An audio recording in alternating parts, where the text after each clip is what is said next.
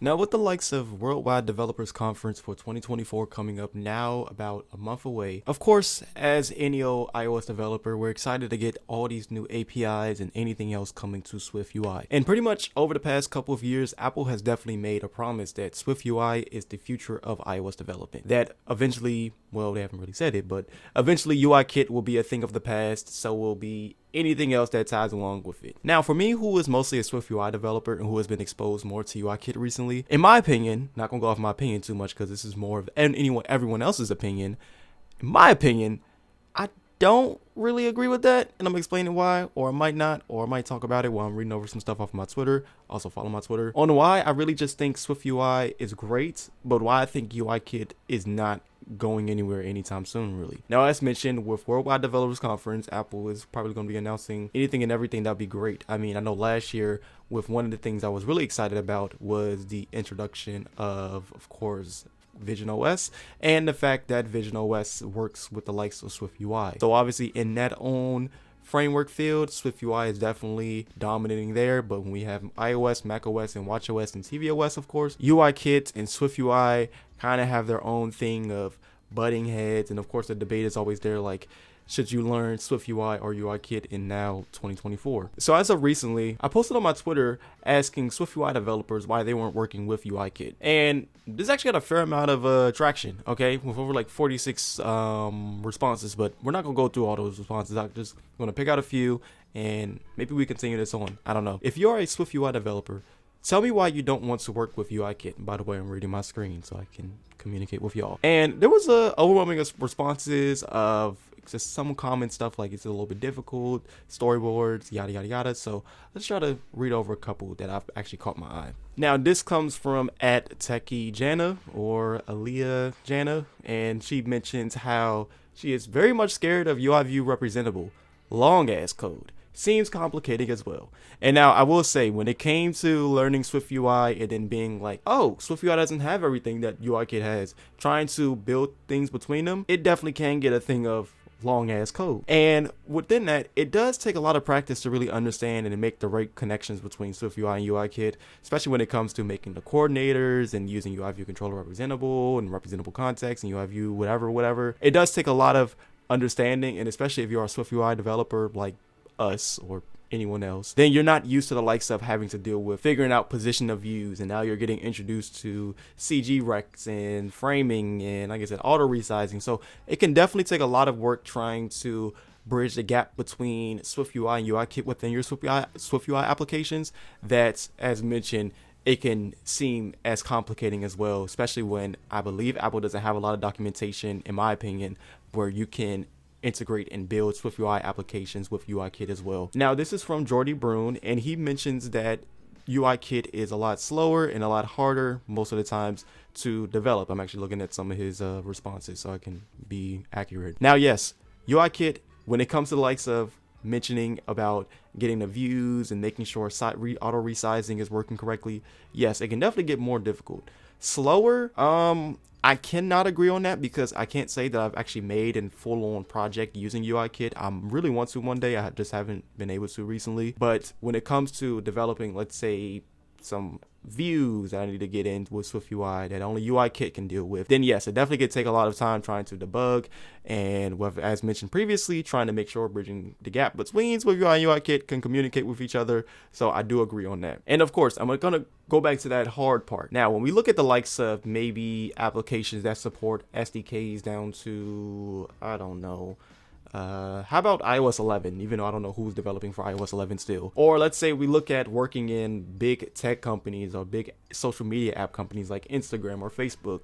I'll be 100% or at least 75% agree on that a lot of their code bases for their iOS applications still mostly use Objective-C. I mean, it's just, when they first came out, it was for the iPhone 4, and Objective-C and UIKit definitely were working well between each other. Then with the likes of Swift coming out with Worldwide Developers Conference 14, and then iOS 8, then, now it was a thing of everyone moving between from UIKit, but Objective-C to Swift, and then having to learn new syntax, and then understanding how much better Swift is. Then yes, it definitely becomes a thing of, if you're a SwiftUI developer and you're working at some company that uses some UIKits applications and frameworks and projects or whatever else, and it's mostly Objective-C code, probably will be a lot harder to understand, because not only are you not exposing yourself to UIKit again, but now you're exposing yourself to the likes of Objective-C. Now, this is from Rice Morgan, and he mentions that the SwiftUI syntax is just so much better, more concise while conveying the same information, very few cases where you need to drop down to UIKit for something. And while yes, I do agree, the syntax for SwiftUI is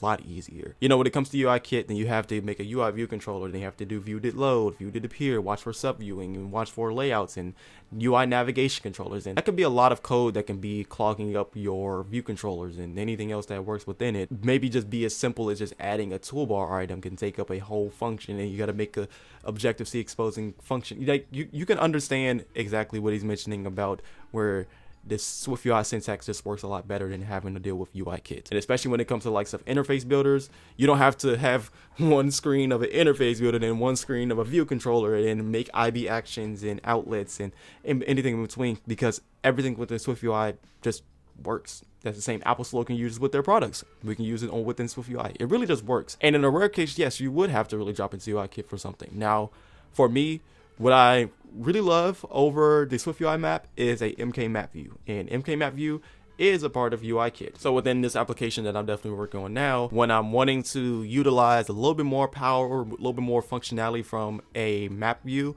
instead of me using the SwiftUI map, which I think has some new API stuff, but once again, that does, of course, API availability within your applications. Now, this is a little bit different one, and this is from Ali Muhammad, and he mentions that because I want to code from my iPad. I don't know if you may not know, but Playground applications within iPad definitely support SwiftUI primarily, and I don't even think it supports UIKit. So when it comes to creating the Swift Student Challenge, you most definitely have to learn SwiftUI. Okay, now this is actually a funny one because I actually just did this recently, and this is from Robin and the dog, also nice dog. Create a scroll view for both SwiftUI and UIKit.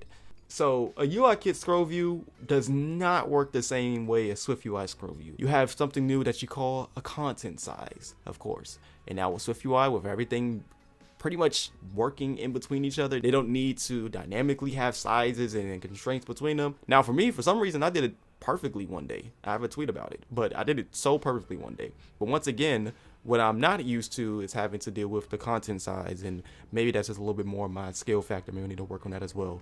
And considering the fact of having to deal with, you know, views that need to be hidden, or there's a lot of stuff that goes into the UI scroll view, most definitely, that, as mentioned, you can just look at SwiftUI and be like, why not use this? I really hope I'm not repeating myself here. It's just kind of the same responses going back and forth, but I do like this comment right here by Philip Valbro. I'll just say his name is Philip. Okay. UIKit is the past, SwiftUI is the present and the future.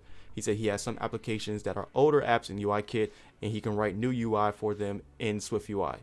And he says a lot of the newer apps that he creates are for SwiftUI. And yes, even the likes of putting UIKit in the SwiftUI, you can put SwiftUI in UIKit. UI hosting controller is great. It works well. Apple obviously has, you know, thought a lot of the things that developers are probably going to be questioning about how to integrate, so we don't need to drop down and have different frameworks to get things working. It all pretty much just works, as mentioned. Now, I will bring up the point of UIKit being the past, and as mentioned, I'm a little bit neutral on it, just because there's a lot of things I still think UIKit has over SwiftUI. Number one, it's definitely changing the status bar style, or maybe configuring the way a scroll view should work. And now you can customize this stuff within the likes of SwiftUI, because remember that SwiftUI is really much just a layer above UIKit. But with the likes of wanting to customize maybe a SwiftUI view, so where the scroll view might not act a certain way, or navigation controller should have a background or tint color, then as mentioned with the likes of developer conferences and the releases of Swift and Xcode and SwiftUI, you pretty much have to wait until Apple either finds a first party solution to integrating it, which does two things. Number one, it takes down, now you have to support maybe a newer version of iOS instead of having to support application that you have written in SwiftUI for iOS 15. And then of course, number two, now you have to drop down into learning about changing the scroll view appearance. So you might find out that you can change a UI scroll view appearance or like, you know, navigation bar appearance, but then you'll end up finding out that anytime you reduplicate, let's say, a navigation stack within a tab bar or somewhere else, you'll find the same color background or like a same scroll view that acts the same way, because you're initializing things globally within your applications. Found a very helpful SwiftUI package, or like a wrapper that uses AppKit and UIKit. This is of course not a sponsor, or this is just my uses of it, because it actually works really well. And that is of course called Introspect Swift. And as mentioned, it drops down into more of below SwiftUI, to more the UIKit and AppKit stuff, to where you can immediately modify the way a scroll view in SwiftUI should act, if it should bounce, if it should content, all the good stuff within it, or the way a navigation stack or navigation view should act, without having to affect your applications globally. I will leave it in a link below. Really helpful package. I've used it a bit, but then over time I stopped using it, but I am very excited that someone at least has some solution out there, and it's been out for a while. I thought it actually just recently came out. Nevertheless, I still speak on learning both SwiftUI and UIKit, and hopefully that if you're a beginning developer yourself, or you might be a developer who is just watching and might want to write a comment about how maybe I might be wrong, or maybe really much correct. I'm still somewhat correct. Then of course, debate.